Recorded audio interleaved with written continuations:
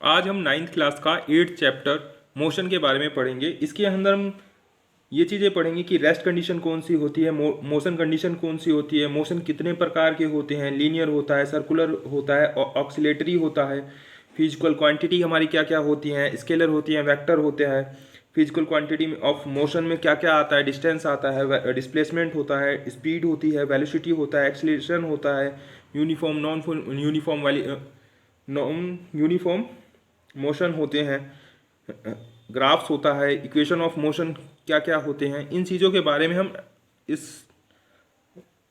Chapter में पढ़ेंगे। हम पढ़ते हैं। In everyday life we saw some object at a rest. हम अपने जीवन में देखते हैं, प्रतिदिन देखते हैं कि कोई चीज़ें कोई ऑब्जेक्ट है। ऑब्जेक्ट माने होता है वस्तु।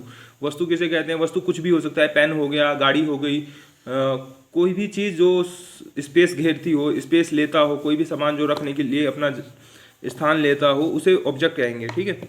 तो ऑब्जेक्ट एट ए रेस्ट, कोई भी वस्तु या कोई भी चीज़ है जो अगर ऐसे पड़ा हुआ है, रेस्ट में पड़ा हुआ है, जिसके मूवमेंट नहीं हो रही, उसे रेस्ट कंडीशन कहेंगे। And other in a motion, motion condition किसे कहेंगे? मोशन कंडीशन हम उसे कह देंगे जिसे जो मोशन में हो, मोशन में गति में हो, मूवमेंट हो रही हो, उसका हिलना डुलना लगा हो, कंटिन्यू, मतलब कि मूवमेंट हो रही हो, एक जगह शांति से ना हो, उस चीज़ को हम मोशन में कहेंगे। बर्ड्स फ्लाई, पक्षी उड़ते हैं तो जाहिर सी बात है वो मूवमेंट होती है, एक प्लेस से दूसरे प्लेस तक जाते हैं। फिश स्विम, मछली तैरती है तो तैरने में वो मछली यहीं तो थोड़ी थोड़ी तैरती रहती है, वो मछली जब तैरेगी तो इधर उधर तैरती है पानी के अंदर। Car moving, sorry, blood flow through the veins and arteries, हमारे में जो हमारे शरीर में जो ब्लड सर्कुलेट होता है वो भी ऊपर नीचे पूरे शरीर में हमेशा सर्कुलेट होता रहता है। ब्लड कभी रेस्ट कंडीशन में नहीं होता, रेस्ट कंडीशन में डेड की कंडीशन में होता है। अगर इंसान जिंदा है तो उसका ब्लड सर्कुलेट होता ही एनी टाइम होता रहता है, यानी वो मोशन की कंडीशन में होता है। एंड कार मूव, कार चलती है तो जाहिर सी बात है हिलेगी, जब चलेगी तभी तो चलेगी, तो कार मूव। ठीक है। Atom, molecules, plants, star and galaxies are all in motion. Atoms होंगे, हमारे एटम्स भी हिलते डुलते रहते हैं, मॉलिक्यूल भी हो गया, प्लांट्स और स्टार, गैलेक्सीज और all in motion. Planets, sorry, planets, star and galaxies are all in motions. ये सभी चीज़ें हमारी मोशन में होंगी। प्लानिट्स, हमारी जो पृथ्वी है वो भी मूवमेंट करती रहती है, मार्स है वो भी हिलता रहता है, सूर्य के सब चक्कर लगा रहे हैं ना आसपास। We often perceive an object to be in motion. We often, हमें प्राय समझ में आता है एक object to be in motion, एक मोशन में है, when its position change with time, जब उसकी टाइम के साथ उसका मोशन चेंज हो जाए, मतलब कंडीशन चेंज हो जाए। जब कार मूव करती है, एक जगह से चलती है दूसरी जगह तक जाती है, तो यानी वो जैसे जैसे वो चलती है वैसे उसका टाइम भी लेती है। तो यानी उसके टाइम के 10 मिनट में आप देखोगे एक ट्रेन चलती है नई दिल्ली से मान लो बिहार तक, तो बिहार तक जाने में उसका जो जैसे जैसे टाइम बदलेगा वैसे वैसे उसका टाइम लोकेशन बदलेगी। तो मोशन कंडीशन में है तभी तो चल रही है। हाउ एवर, फिर भी there are a situation where the motion is inferred through the indirect evidence. However, जब कभी भी देयर आर ए सिचुएशन, ये सिचुएशन में where the motion is inferred through the indirect situation के माध्यम से, इस माध्यम से हम इसका अनुमान लगाते हैं। For example, we infer the motion of air by observing the movement of dust and the movement of leaves and branches of tree. For example, we infer the motion, we infer the we for example we infer the motion of air by observing the movement of dust. आपने कभी कभी देखा होगा कि air के अंदर dust होते हैं। जब आप क्लास में बैठे होंगे, कहीं से धूप आती है और धूप के अंदर उसमें देखोगे जहाँ से वो धूप आ रही होती है उसमें डस्ट उड़ रहे होते हैं, वो भी एक मोशन कंडीशन में ही होते हैं उसके सारे डस्ट। मूवमेंट्स ऑफ लीव, पत्तियों का हिलना, वो भी मोशन कंडीशन है। Branches and branches of trees, पेड़ों की टहनियों का हिलना, वो भी मोशन कंडीशन में है। What causes the phenomena of sunrise, sunrise क्यों उगता है, सनसेट क्यों होता है, मतलब डूबता क्यों है। And changing the season, season हमारे कैसे चेंज होते हैं, ये सब मूवमेंट होती है, मोशन कंडीशन में है। हमारा पृथ्वी सर्कुलेट होती रहती है, इसकी वजह से होता है। सनराइज होता है, सनसेट होता है, चेंजिंग ऑफ सीजन, ये सब इसी कारण से होता है कि मोशन में है। Is due to the motion of the earth, क्या ये मोशन अर्थ अर्थ क्या क्या मोशन होता है? हाँ बिल्कुल होता है। हमारी पृथ्वी घूमती रहती है, इसकी वजह से हमारा वो पृथ्वी हमारी मोशन की कंडीशन में है, तो इसलिए जरूर डेफिनेट होता है। Is it true, if it is true, क्या ये सही है? बिल्कुल सही है। Why don't we directly perceive the motion of the earth, हम डायरेक्टली परसीव समझ क्यों नहीं पाते उस चीज़ को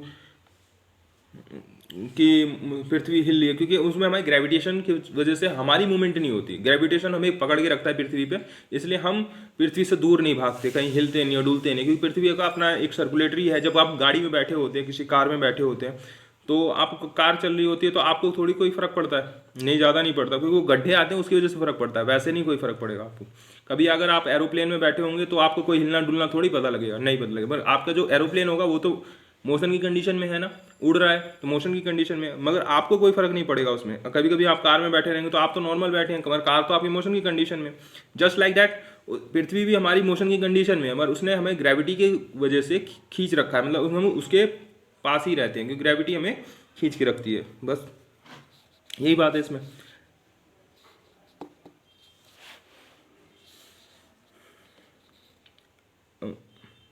An object may appear to be moving for one person and stationary for the some other for the passenger in a moving bus.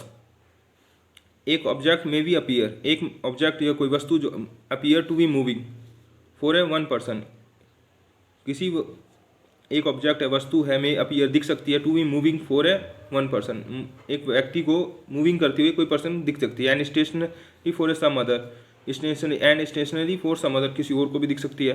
For the passenger is moving bus, for the passenger in moving bus, suppose करो for the passenger, passenger बैठे हुए हैं इन moving बस, चलती हुई बस में passenger बैठे हुए हैं कहीं, तो road side tree appear to be moving backward, जो रोड साइड के जो पेड़ होते हैं वो आपको कैसे देखने में लगते हैं, वो ऐसा नहीं लगता बैक साइड में जा रहे हैं, पीछे जा रहे हैं, वही चीज़ कह रहा है। A person standing on the road side perceive the bus along the passenger, एक जो पर्सन होता है वो standing on the road side, मतलब रोड साइड की साइड में खड़ा होता है, बस स्टॉप पे खड़ा हुआ है, उसे कैसा लगता है? उसे लगता है कि अलोंग द बस पैसेंजर आज moving, along with the passenger as moving, वो बस के साथ ही जो पैसेंजर है वो भी मूविंग कर रहा है, मूव कर रहा है, मगर पैसेंजर तो उसमें बैठा हुआ है, पैसेंजर थोड़ी मूविंग कर रहा है, कर तो बस रही है, मगर उसके साथ बैठा हुआ है, तो उसे देखने में ऐसा लगता है कि पैसेंजर भी मूविंग कर रहा है।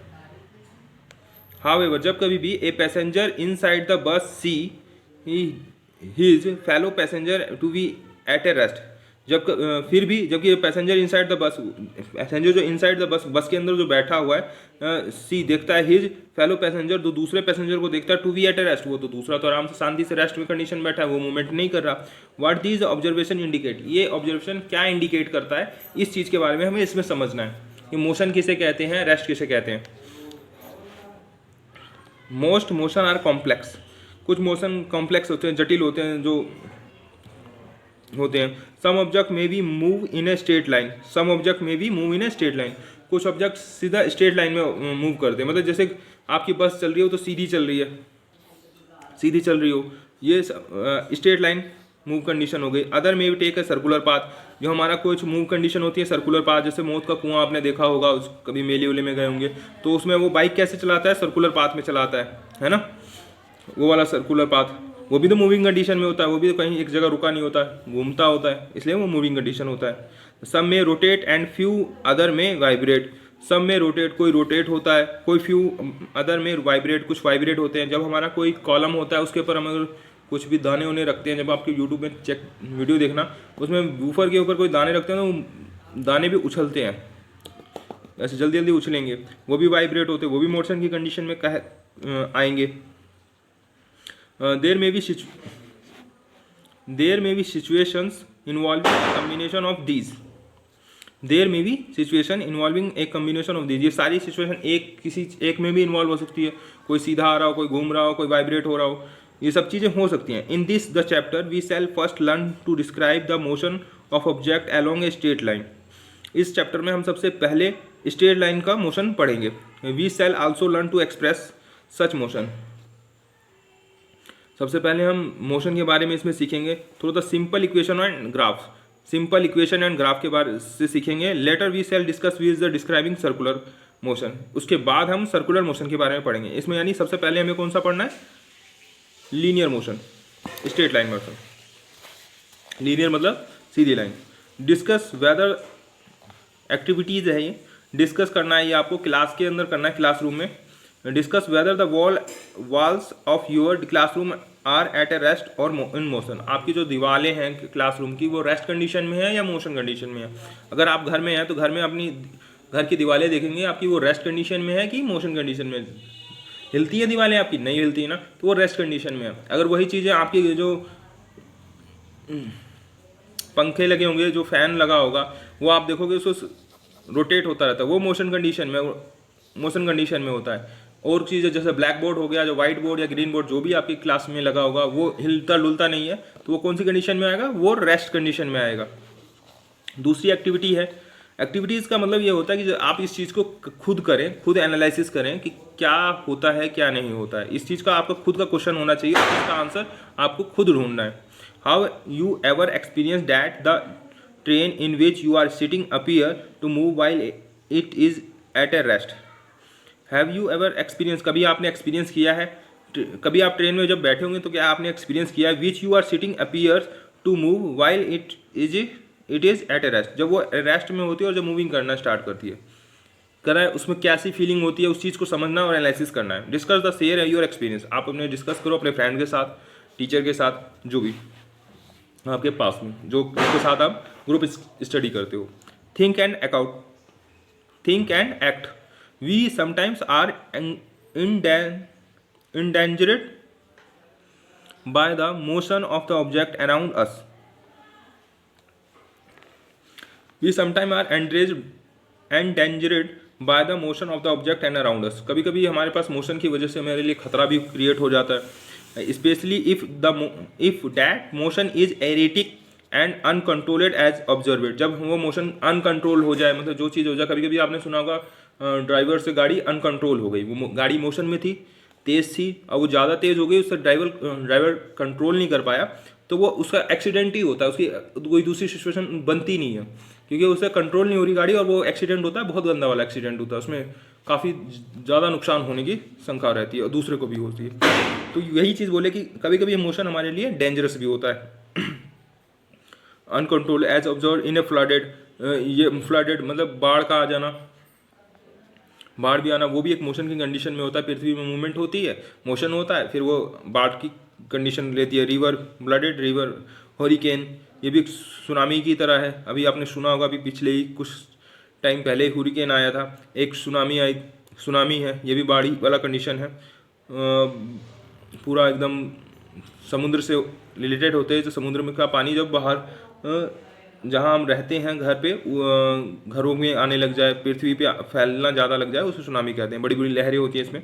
On the other hand, control motion can be services to be being human being such as a in the generation of the hydro electric power.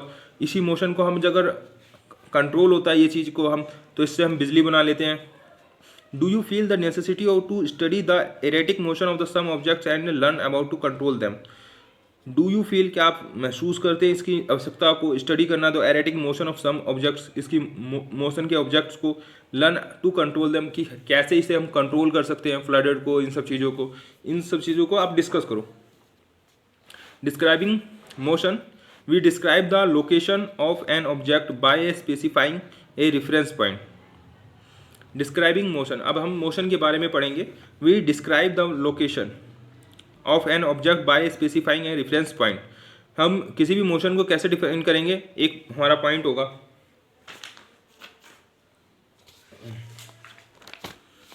Describe the motion, motion एक point होगा हमारा यहाँ से, ये हमारा रेफरेंस पॉइंट होगा,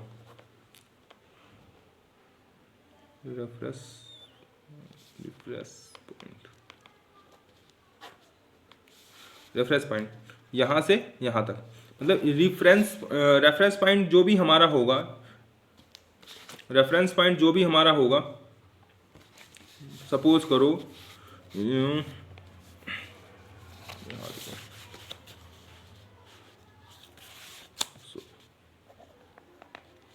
reference होता, sorry,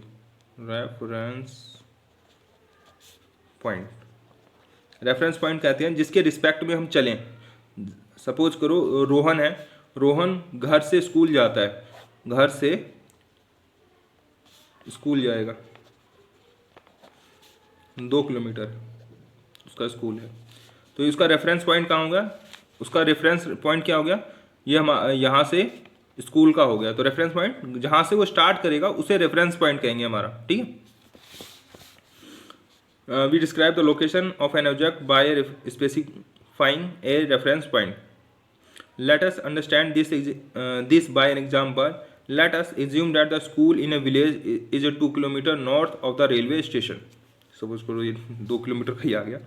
Let us assume that the school in a village, उसका जो स्कूल है घर से, गांव से 2 किलोमीटर नॉर्थ में है, और the railway station, railway station के पास। We have specified the position of the school with respect to the railway station. We have specified the position of the school, हम स्पेसिफाई करेंगे उसकी स्कूल की position with the respect of railway station, railway station से उसकी school की position specified करेंगे। In this example the railway station is in the reference point. इसमें क्या है, रेफरेंस पॉइंट उसका रेलवे स्टेशन हो गया। मैंने यहाँ घर लिया था, यहाँ इन्होंने उसको रेलवे स्टेशन लिया है।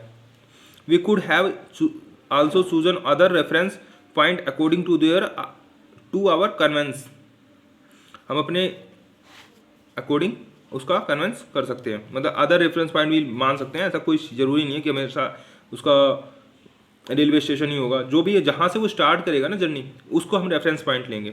Therefore to describe the position of an object we needed to specify the reference point called the origin. Origin आपने कोऑर्डिनेट ज्योमेट्री में भी पढ़ा होगा, एक ओरिजिन होता है, 0 0 पॉइंट होता है, एक्स की वैल्यू 0, पॉइंट की वैल्यू 0 होती है, यानी स्टार्टिंग पॉइंट हमारा ये होगा, ये एक्स हो गया, और ये एक्स का माइनस, ये वाई का प्लस, ये माइनस, ये हमारा ओरिजिन पॉइंट होता है, क्योंकि यहाँ से गिनती स्टार्ट होती है 1 2 3 4, यहाँ से भी 1 2 3 4, इधर माइनस की 1 2 3 4, इधर ये ओरिजिन पॉइंट होता है 0 0 एक्स वाई है, वही इसे ओरिजिन पॉइंट, रेफरेंस पॉइंट को हम एक तरह से ओरिजिन पॉइंट भी कह सकते हैं।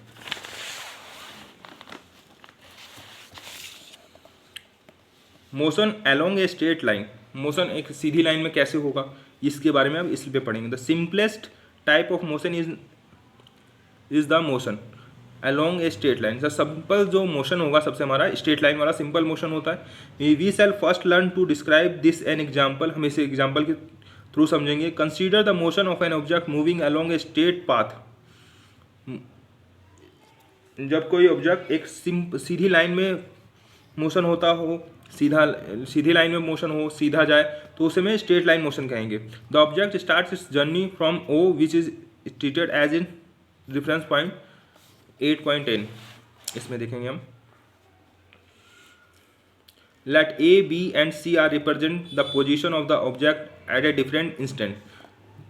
माना कि हमने ए बी सी ये हमारे रिप्रेजेंट करते हैं, एक रेफरेंस पॉइंट है, ये पोजीशन है ऑब्जेक्ट है different instant.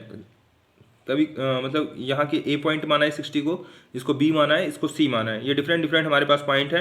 Eight first the object move through the C to B, C and B. The object move through C and B, एक ऑब्जेक्ट है वो सी से बी की तरफ जाता है, एंड रीचेज ए, फिर वो ए पे पहुँचता है। Then it's move back along the same path and reaches C. फिर वो पहले वो सी से बी जाता है, फिर बी से ए जाता है, फिर डायरेक्ट थ्रो बैक लेता है, back along the same path, वो इसी पाथ पे फिर जाता है सी से बी और थ्रो बी सी के पास आता है। यहाँ से देखो, पहले यहाँ से यहाँ जाएगा, फिर यहाँ से बी के पास ए जाएगा, फिर ए से फिर बी से फिर सी आएगा। The total path of length covered by the object is O A plus A C. अब इसमें देखो ओ A plus A C, O A plus A सी, यहाँ से लेके यहाँ तक की डिस्टेंस कितनी थी, 60 किलोमीटर दे रखा है, ओ ए की 60 किलोमीटर। अब यहाँ से लेके यहाँ तक की डिस्टेंस कितनी आई, कितना होगा, 60 माइनस 25, 60 माइनस 25 तो कितना निकलेगा, 35। यहाँ देखो, यहाँ से यहाँ तक गया 60 किलोमीटर, फिर वो रिटर्न आया यहाँ से यहाँ तक, तो कितना आया, 35 आया ना। यहाँ से 60 माइनस 25, जब आप इसको कैलकुलेट करोगे तो 35 ही आएगा, क्योंकि उसने पैदल कितना चला, यहाँ से लेके पहले 60 किलोमीटर चल गया, फिर वो जब वापस आ रहा है तो कितना किलोमीटर चल के आ रहा है, वो 35 किलोमीटर आ रहा है। क्योंकि कैसे फाइंड आउट करेंगे इसे, 60 माइनस को 25 से माइनस कर देंगे तो 35 आ जाएगा। टोटल 95 किलोमीटर चल के आया। This is the distance covered by the object, उसके द्वारा कितनी ये डिस्टेंस 95 किलोमीटर कवर करी गई। To the describe distance we need to specify only the numerical value and not the direction of the motion. ये हमने न्यूमेरिकल वैल्यू फाइंड आउट करी है, डायरेक्शन नहीं पता कि कौन सी डायरेक्शन में गया था कौन सी नहीं गया था।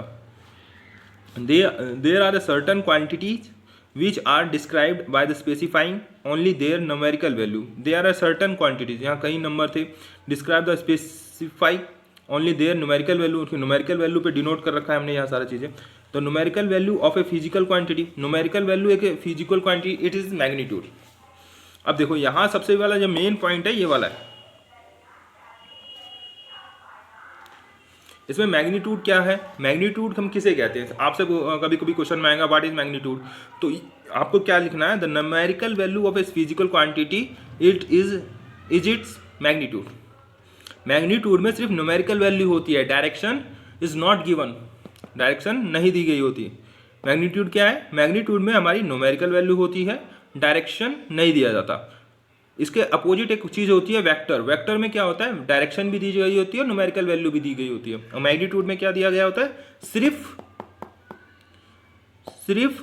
न्यूमेरिकल वैल्यू दी गई है और डायरेक्शन नहीं दी गई है। तो मैग्नीट्यूड किसे कहेंगे, जिसमें न्यूमेरिकल वैल्यू दी गई होगी, यहाँ से लेके यहाँ तक दिया गया है न्यूमेरिकल वैल्यू है, मगर इसमें क्या दिया गया है, न्यूमेरिकल वैल्यू दी गई है। और वेक्टर में न्यूमेरिकल वैल्यू भी देंगे और डायरेक्शन भी देंगे कि 2 किलोमीटर साउथ में गया था, 2 किलोमीटर अप गया था, राइट में गया था 2 किलोमीटर, 2 किलोमीटर लेफ्ट में गया था, ये क्या होगा, वेक्टर क्वांटिटी होगी। और ये क्या, और जिसमें न्यूमेरिकल वैल्यू दी होगी 2 किलोमीटर गया था, तो वो क्या होगा, मैग्नीट्यूड होगा। इस चीज़ का ध्यान रखना, मैग्नीट्यूड बहुत इंपॉर्टेंट है, आपके आगे भी आएगा। From this example can you find out the distance of the final position C of the object from the initial position O. क्या आप फाइंड आउट कर सकते हो इसमें फाइनल पोजीशन सी से the object from the initial position O, वो किस दिशा में गया था, किधर गया था, कहीं पे भी जा सकता है। This difference will give you the numerical value by of the displacement from object from O to C through the A, the shortest distance measured by the initial value the final position of an object is known as the displacement. अब हम displacement समझते हैं। Distance और displacement में क्या अंतर होता है, डिस्टेंस और डिस्प्लेसमेंट।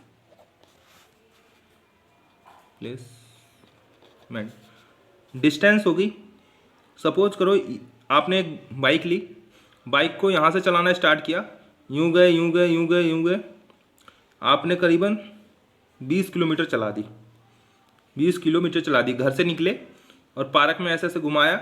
20 किलोमीटर चलाने के बाद फिर आपको पता लगा कि अब घर जल्दी पहुंचना है, तो आपने कहा कि मैं लॉन्ग कट नहीं जाऊंगा, शॉर्ट कट जाऊंगा।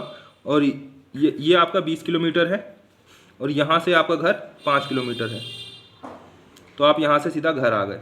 तो आपने टोटल डिस्टेंस कितनी कवर करी, 25 करी ना, यहाँ से लेकर यहाँ तक की।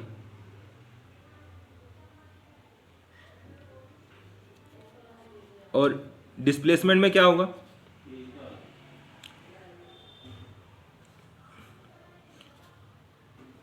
आप यहाँ से यहाँ गए, फिर यहीं रुक गए। अब ये भी 5 ही किलोमीटर है और ये 20 किलोमीटर है। अब ए पॉइंट है और बी पॉइंट है, अब इसका डिस्प्लेसमेंट कैसे ना फाइंड आउट करेंगे, इसका डिस्प्लेसमेंट होगा 5 किलोमीटर और इसकी डिस्टेंस टोटल कितनी हो जाएगी, यहाँ से लेके 20 और यहाँ से 5, 25 हो गई। अब दूसरी कंडीशन में सुनो, इसमें डिस्प्लेसमेंट में आओ, इस वाली कंडीशन, सॉरी हाँ इस वाली में, यहाँ से ऐसे गए, यहाँ से आए, इसमें डिस्प्लेसमेंट कितना हुआ तुम्हारा, अगर यहाँ से ऐसे घूम के आए, यहाँ से घूम के आए, तो डिस्प्लेसमेंट कितना हुआ, 0। क्यों 0 हुआ, क्योंकि आपने इसी पॉइंट से स्टार्ट किया था और इसी पॉइंट पे आपका खत्म हुआ। डिस्प्लेसमेंट का मतलब ये होता है कि आपकी जो इनिशियल वैल्यू, जहाँ से स्टार्टिंग पॉइंट है और जहाँ पे आपने अपनी कंप्लीट पोजीशन, फाइनल पोजीशन जहाँ पे पहुँचे हो, चाहे आप यहाँ पे घूम के यहाँ आ जाओगे तो आपका डिस्प्लेसमेंट 0 हो जाएगा। यहाँ से आके आप यहाँ रुक जाओगे तो ये, अगर जैसे आपने ये 25 किलोमीटर सफ़र करा है और ये वाली डिस्टेंस कितनी है 15 किलोमीटर, तो आपकी डिस्प्लेसमेंट कितनी आएगी, 15 किलोमीटर आएगी। और जब डिस्टेंस आप देखेंगे तो डिस्टेंस आपका 25 किलोमीटर। डिस्टेंस आपको जहाँ जहाँ से आप कवर कर चलते हैं, जहाँ जहाँ से वहाँ से आपको वो कवर करेगा, वो होगा आपका डिस्टेंस। और डिस्प्लेसमेंट क्या होगा, यहाँ से लेके जहाँ तक, मतलब फर्स्ट बिंदु से लास्ट बिंदु तक, जो फर्स्ट पॉइंट से या इनिशियल पॉइंट से फाइनल पोजीशन तक, इनिशियल पॉइंट से फाइनल पोजीशन तक की जो डिस्टेंस होती है, स्ट्रेट लाइन, फर्स्ट पॉइंट से लास्ट पॉइंट तक या इनिशियल पॉइंट से फाइनल पोजीशन तक जो भी डिस्टेंस होती है स्ट्रेट लाइन में, मेरी बात लिखना, इसमें आप नोट्स बना लो, इनिशियल पॉइंट से फाइनल पोजीशन तक जो भी स्ट्रेट लाइन डिस्टेंस होती है, स्ट्रेट लाइन मतलब सीधी लाइन में जो डिस्टेंस होगी वो होगा हमारा डिस्प्लेसमेंट। और डिस्टेंस क्या होगा, जहाँ जहाँ से ऑब्जेक्ट कवर करा होगा, जहाँ जहाँ से आपने से बाइक ली, बाइक यहाँ से यहाँ तक चलाई तो यहाँ तक आए ना आप, तो ये जैसे जैसे जहाँ जहाँ से आप घुमा घुमा के लेके आएंगे वो पूरी डिस्टेंस कवर होगी 25 किलोमीटर। मगर डिस्प्लेसमेंट किसे कहेंगे हम, डिस्प्लेसमेंट उसे कहेंगे जो इनिशियल पोजीशन से लेके फाइनल पोजीशन के बीच की जो स्ट्रेट लाइन डिस्टेंस होती है, straight line distance,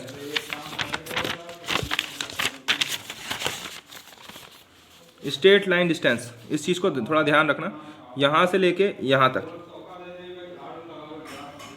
straight line distance, ये 25, ये हमारी इनिशियल आ गई, ये हमारी फाइनल पोजीशन, ये 15 किलोमीटर 25 किलोमीटर, और यहाँ से लेके यहाँ तक की डिस्टेंस है 15 किलोमीटर। इसमें डिस्प्लेसमेंट क्या हुआ, डिस्प्लेसमेंट हुआ हमारा इनिशियल पोजीशन से फाइनल पोजीशन की स्ट्रेट लाइन डिस्टेंस जितनी है, यहाँ से लेके यहाँ तक की जो डिस्टेंस हुई वो हो गई हमारी डिस्प्लेसमेंट। डिस्प्लेसमेंट कितना है 50 किलोमीटर। और जो डिस्टेंस कितनी हुई, डिस्टेंस हुई यहाँ से लेके हमने यहाँ से बाइक घुमाई और यहाँ तक पहुँचे हम, तो जितनी भी हमने डिस्टेंस करी, जो भी ऑब्जेक्ट था हमारा जहाँ जहाँ से घूम के आएगा वो 20, जहाँ जहाँ से घूम के आएगा इनिशियल शुरू से लेके लास्ट तक, उसको हम करेंगे डिस्टेंस। और डिस्टेंस हमारी कितनी हुई 25 किलोमीटर। सपोज करो आप घर से निकलते हो, बाजार गए 20 किलोमीटर बाइक लेके और फिर घर आ गए, अब आपने डिस्टेंस कितनी कवर करी है, आपने डिस्टेंस करी है कवर 40 किलोमीटर। ये 20 किलोमीटर गए, 20 किलोमीटर आए, 40 किलोमीटर। और डिस्प्लेसमेंट कितना हुआ है आपका, डिस्प्लेसमेंट हुआ 0, क्योंकि आपका जो इनिशियल पॉइंट था, जो स्टार्टिंग पॉइंट था और जो क्लोजिंग टाइम पॉइंट था, मतलब जो इनिशियल स्टार्टिंग पॉइंट और जो फाइनल पोजीशन आपकी जो थी उसकी और जो सेम डिस्टेंस सेम है, मतलब एक ही बिंदु से चले थे और उसी पॉइंट पे आप फिर आ गए, तो उसकी जो डिस्टेंस ही नहीं निकल ली, तो वो 0 आ गया आपका। एक कंफ्यूजन आपका और दूर करना चाहूँगा इसके अंदर, मान लो कि आप सीधा गए 20 किलोमीटर गए और 20 किलोमीटर ही वापस रिटर्न आ गए आप, तब डिस्टेंस कितनी हुई, डिस्टेंस 40 किलोमीटर। फिर डिस्प्लेसमेंट 0।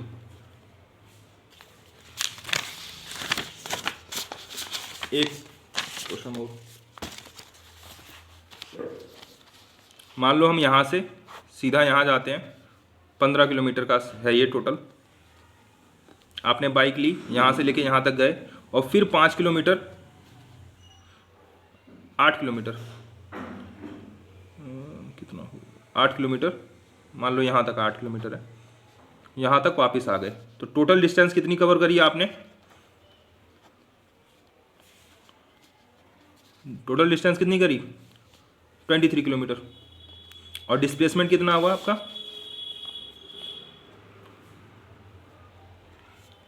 यहाँ से लेके यहाँ तक की दूरी कितनी है, अगर ये 8 था ये 15 है, तो 15 8 माइनस 7 किलोमीटर, क्योंकि हमारा स्टार्टिंग पॉइंट ये है, इनिशियल पॉइंट और फाइनल पोजीशन ये है, यहाँ से लेके यहाँ तक की डिस्टेंस कितनी बचेगी अब 7 किलोमीटर, तो ये हमारा डिस्प्लेसमेंट हो गया और डिस्टेंस हो गया। इस चैप्टर में सिर्फ इतना ही, अभी नेक्स्ट चैप्टर में आगे हम पढ़ेंगे।